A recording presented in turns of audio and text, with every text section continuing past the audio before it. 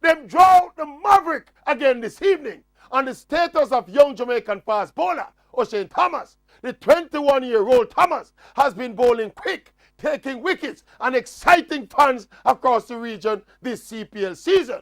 But like clockwork, some people are saying he's not ready for West Indies selection and he needs to prove himself because Google says in 6 first-class games, Thomas has 7 wickets at 40 plus. So he needs to bowl more and learn to hit a consistent line and length and one bag and nonsense. I never seen a place discourage and damage youth like Jamaica. Imagine, O'Shane Thomas is playing CPL cricket right now, where all the so-called big West Indies pace bowlers, Shannon Gabriel, Kemar Roach, Miguel Cummins, can't make them team.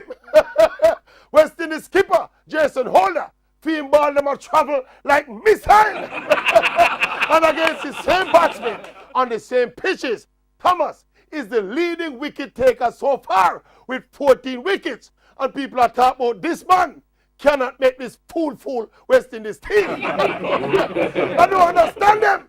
It's nothing short of a miracle when a fast bowler like O'Shane Thomas rise up in Jamaica, because generally in regional cricket, fast bowlers get 2 or 3 overs and then the ball gone to the so-called spinners who take all the wickets, and when they play test cricket, for them ball travel like June. The pitches in the region not helping the young fast bowlers, and the skipper them not giving them the ball for bowl.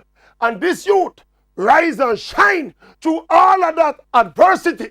And you want to tell me, say, O'Shane Thomas cannot make this idiot, worthless, gutless West Indies team?